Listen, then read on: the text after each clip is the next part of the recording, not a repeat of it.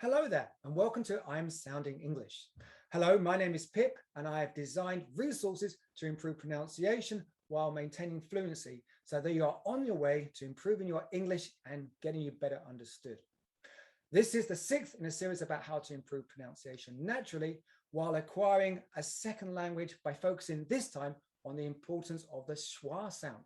In the last video, I explained syllable stress. This time, I will draw attention to the contrasting stressed syllable with the unstressed schwa. I will focus therefore on how to provide greater contrast in multisyllable words and phrases by using the schwa, and how they can be applied to regular topics using my pronunciation training videos, and hopefully your students will be able to apply it to their conversation on the same topic. So just to remind you again that the schwa is the most commonly used vowel sound in the English language. It's used as a way of reducing the stress. You'll find it common in function words, but also in the unstressed syllables in content words.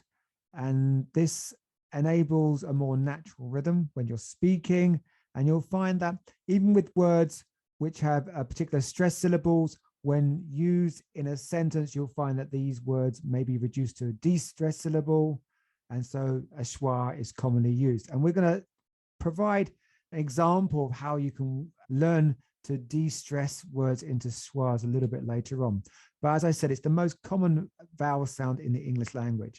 So don't forget, there are materials which will help you focus on this. And what we're going to move on to is the limericks poem. But also don't forget the other materials that I have on the website.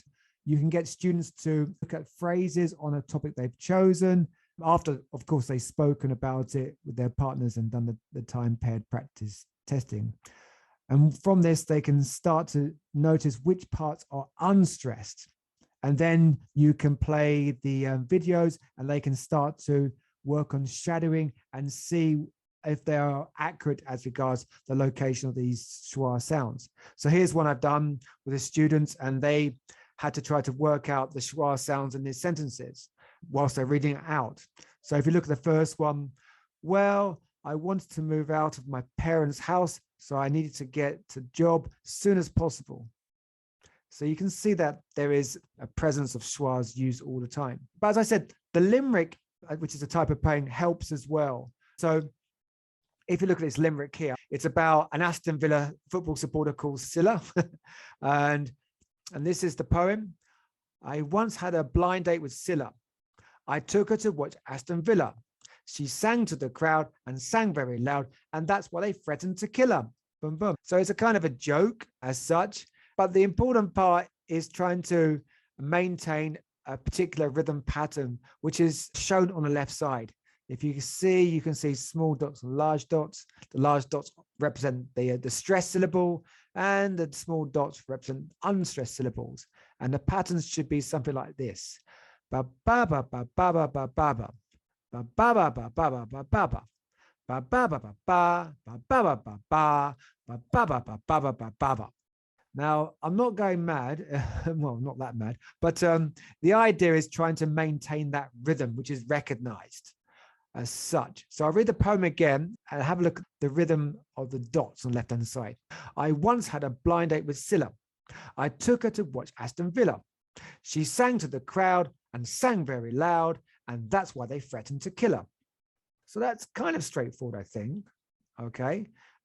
If I explain it, you'll notice that it is a nonsense poem made simply so that people can laugh at the humorous aspect of it. The structure, well, there's 5 lines. The first, second, and fifth lines have the same number of syllables, and the third and fourth lines have the same number of syllables as well. And this is the special rhythm pattern which you need to try to keep. And this is what's important, because a lot of students have to really concentrate on maintaining this rhythm. And that's what allows them to start to adjust their own natural rhythms to an English one through this kind of practice. So let's give another example. The old lady from Rome. There was an old lady from Rome who never could find her way home. She would walk down the street, getting very sore feet. That silly old lady from Rome. And so you'll notice the structure. First line's about the character. Second one is about the situation. The third and fourth is plot development, and the fifth one is the summary. So I get the students to look at the dots and try to reproduce this example. And then in the worksheet, there are several other poems students can practice. And then after that, they can even make their own limericks as well. Just a word of warning, if you get students to look at limericks on YouTube, you'll find there's two versions. One is the children's versions, which is nice and friendly, but there's also quite rude ones as well. So just make sure that you keep an eye on that too. But the idea of the limerick is to notice contrasting sounds and reducing particular sounds to fit the rhythm. Okay. So again, these are materials which you can look at. You can also, after working on that, get students to focus more on their time period practice, see if they can maintain that style when talking to others as well. And as I said before, there's plenty of resources on the topic which a student can choose to focus on this aspect of spoken English, whether it be phrases, or you can also look at paragraphs as well. Okay. Again, it's got all those materials available so students can focus on that side as well. And that's the idea. So keep working at it. It will come. And also remember to explore and have fun. And hopefully after a while, getting you better understood is where we're going to hopefully reach. Thank you very much. Have a good day.